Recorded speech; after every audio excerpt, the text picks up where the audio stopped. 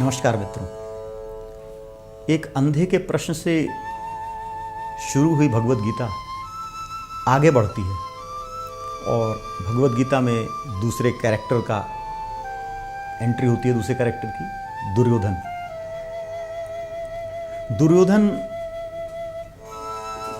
जरूर अपने पिता की महत्वाकांक्षा की पूर्ति कर रहा था, लेकिन भगवत गीता के शुरू में वो एक इंटेलिजेंट बंदा दिखाई देता है। वो हम उससे देखकर सीखते हैं कि किस तरह हमें लाइफ को मैनेज करना चाहिए, लाइफ में किस तरह आगे बढ़ना चाहिए। हम भगवत गीता के श्लोक लेते हैं, फिर आगे हम देखेंगे कि किस तरह दुर्योधन युद्ध के बीच में किस तरह चीज़ों को मैनेज कर रहा है।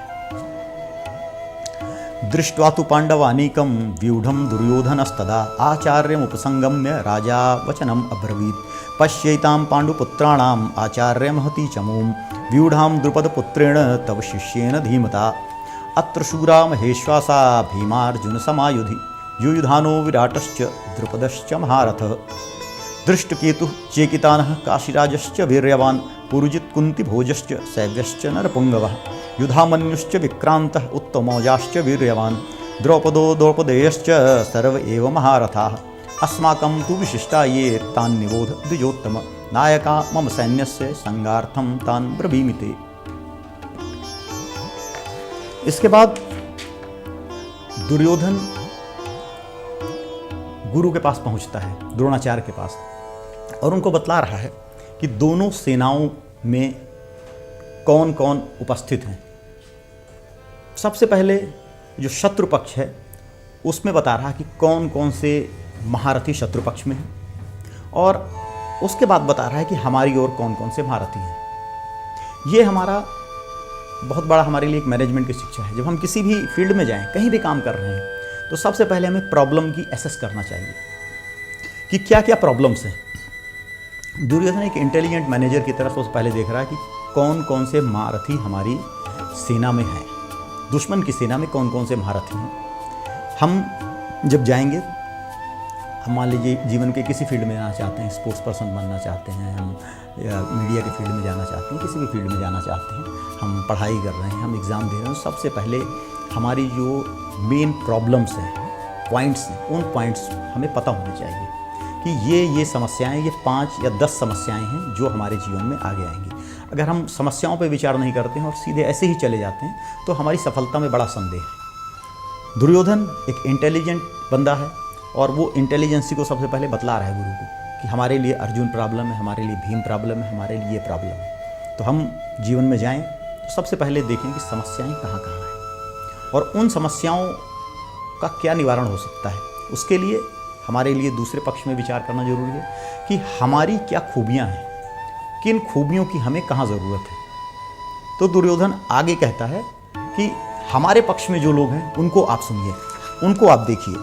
अस्माकं तु विशिष्टा ये तान् निबोध द्विजोत्तम नायका मम सैन्यस्य संज्ञार्थं तान् ब्रवीमि ते भवान् भीष्मः कर्णश्च कृपश्च समितिञ्जयः अश्वत्थामा विकर्णश्च सोमदत्तस्तथैव च अन्य बहवे च शूराः मदर्थे त्यक्तजीविता नाना शस्त्र प्रहरणाः सर्वे युद्ध विशारदाः। वो ये बतला रहे हैं कि हमारी ओर भीष्म हैं, आप हैं, कृपाचार्य हैं, कर्ण हैं, अश्वत्थामा हैं। तो एक तो सबसे पहले जब हम बात कर रहे हैं अपने जीवन में, मैनेजमेंट में, कहाँ कहाँ प्रॉब्लम आ सकती है और उन प्रॉब्लम का सलूशन हमारे पास क्या है। तो दुर्योधन उसको एसेस करता है कि वहाँ हमारी प्रॉब्लम है अर्जुन, हमारी प्रॉब्लम है भीम, हमारी प्रॉब्लम है धृष्टद्युम्न, और इसकी सलूशन हमारे पास है भीष्म, द्रोण, कृपाचार्य, कर्ण।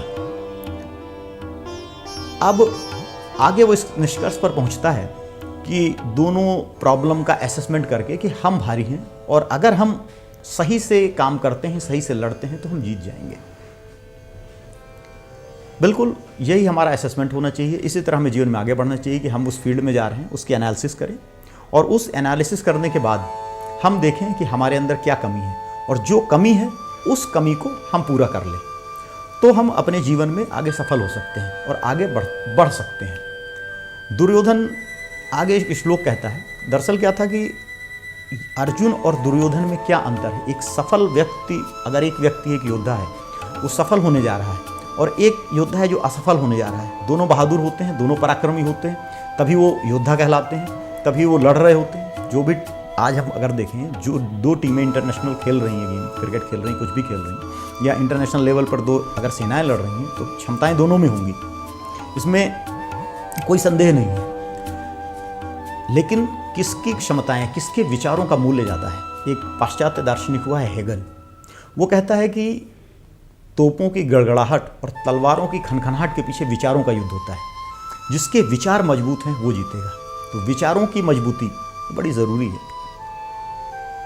जो व्यक्ति अपने लिए काम करता है वो व्यक्ति के लिए ज़रूरी नहीं है कि वो जीते, लेकिन जो धर्म के लिए काम करता है, जो देश के लिए काम करता है, जो समाज के लिए काम करता है, जिसके जीवन का उद्देश्य व्यापक होता है, उसकी जीत ज़्यादा ज़रूरी होती है, उसकी जीत ज़्यादा संभावनात्मक होती है। एक वाकया याद आ रहा है मुझे। जब बाबर और इब्राहिम लोदी का युद्ध हुआ तो इब्राहिम लोदी की ओर के तरफ से हाथियों की बड़ी सेना थी। बाबर के सैनिक उसको देख के डर गए, बाबर भी देख के डर गया। तो इब्राहिम लोदी की ओर से जो सैनिक युद्ध कर रहे थे, जो राजा युद्ध कर रहे थे, इब्राहिम लोदी के सैनिक युद्ध कर रहे थे, वो अपने लिए युद्ध कर रहे थे। बाबर के सैनिक भी उस समय अपने लिए युद्ध कर रहे थे। लेकिन बाबर को ये विचार आया कि अगर हम अपने लिए युद्ध करेंगे तो शायद हार जाएं। व्यक्ति समग्र तभी लगाएगा, अपनी जान भी तभी लगा देगा जब बड़े कॉज के लिए युद्ध किया जाए। बाबर ने अपने सारे शराब की पात्र तोड़ दिए, सारी शराब फेंक दी और उसने ऐलान कर दिया कि यह युद्ध इस्लाम के लिए है। परिणाम यह हुआ कि हर व्यक्ति अपनी पूरी ताकत लगा के लड़ा, मरने के लिए लड़ा, भागने के लिए नहीं। हमारे जीवन भगवत गीता का यही उपदेश है कि अपनी समग्र शक्ति के साथ जुट जाओ। जितनी शक्ति आपके पास है वो पूरी शक्ति लगा दो, क्योंकि आप धर्म के लिए लड़ रहे हो। दुर्योधन किस लिए लड़ रहा था? खुद के लिए लड़ रहा था, अब खुद राज्य पाने के लिए, राजा बनने के लिए लड़ रहा था। तो जो यह अगला श्लोक है कि अन्ये च बहवः शूरा मदर्थे त्यक्त जीविता नाना शस्त्र प्रहरणा सर्वे युद्ध विशारदा, वो कह रहा है कि जो सारे शूरवीर हैं ये मेरे लिए खड़े हुए हैं और मेरे लिए जान देने के लिए तैयार हैं। यह हमें जीवन में ज्ञात होना चाहिए, पता होना चाहिए कि हमें अपने जीवन को विराट उद्देश्य के लिए समर्पित करना है। और अगर हम किसी का साथ चाहते हैं कि वह मेरे लिए जिए, मेरे लिए काम करे, तो वह एक लिमिट तक लगा सकता है। अपने लिए जीवन समर्पित नहीं कर सकता। अगर कोई व्यक्ति जीवन समर्पित कर सकता है तो देश के लिए कर सकता है, धर्म के लिए कर सकता है, मानवता के लिए कर सकता है, समाज के लिए कर सकता है। आदर्श हमेशा उच्च होने चाहिए और उच्च आदर्श आते हैं मूल्यों से। किन मूल्यों को लेकर हम चल रहे हैं?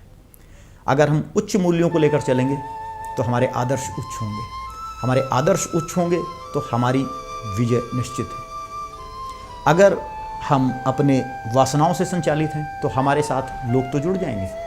होता भी है, आपने देखा होगा कि कई गिरोह बन जाते हैं, एक बंदा दो बंदे इकट्ठे होकर गैंगस्टर बन जाते हैं। लेकिन गैंगस्टर्स का गिरोह कितना भी मजबूत क्यों ना हो, वो एक संस्थागत पुलिस का मुकाबला नहीं कर सकता। कारण यही है कि वहाँ लोग अपने स्वार्थों से जुड़े हुए हैं। स्वार्थों से जुड़ा हुआ व्यक्ति कभी भी जीवन में एक सीमा से आगे नहीं बढ़ सकता। अगर हमें अपने जीवन में सीमा से आगे बढ़ना है, सर्वोच्च बनना है, तो हमें विराट के लिए कार्य करना होगा। जो खिलाड़ी केवल अपने लिए खेलता है कभी विश्व विजेता नहीं बन सकता। विश्व विजेता बनने के लिए आवश्यक है वो देश के लिए खेले, वो समाज के लिए खेले, वो धर्म के लिए खेले, वो धर्म के लिए जिए। इसलिए हमें अपने जीवन के उद्देश्य को व्यापक रखना है, अपने जीवन के उद्देश्य को विराट रखना है। जो भी हम छोटे काम करते हैं, छोटे बड़े काम करते हैं अपने जीवन को चलाने के लिए, हम नौकरी करते हैं, हम ऑफिस जाते हैं, हम कुछ भी पैसे कमाने के लिए काम कर रहे हैं, ये हमारे साधारण काम है। लेकिन इनका सिंक्रोनाइजेशन हमारे जीवन के विराट लक्ष्य से होना चाहिए। हम अपने जीवन में विराट लक्ष्य रखेंगे। हम इस पृथ्वी पर क्यों आए हैं, हमारे जीवन का क्या उद्देश्य है? क्या हम पैदा होकर ऐसे खाना खा के और चीज़ें इकट्ठे करते हुए एक दिन मर जाएंगे, या कुछ और उद्देश्य से ईश्वर ने हमें भेजा है? और हमारे जो छोटे लक्ष्य हैं उनका सिंक्रोनाइजेशन इस तरह हो कि वो विराट लक्ष्य में जाकर मिल जाए। जिस तरह छोटी छोटी नदियाँ बड़ी नदी में मिल जाती हैं, बहुत सारी जलधाराएँ निकलती हैं, सारी गंगा नदी में मिलकर गंगा हो जाती हैं। इसी तरह हमारे छोटे मोटे जितने भी कर्म चल रहे हैं, अगर वो सारे कर्म विराट लक्ष्य की प्राप्ति के लिए, धर्म के लिए मिल गए तो हमारा उद्धार हो जाता है और हमारा जीवन अर्थमय हो जाता है। तो जीवन को अर्थमय बनाने के लिए भगवद गीता के ये कुछ श्लोक बहुत महत्वपूर्ण हैं। हरि ओम तत्सत।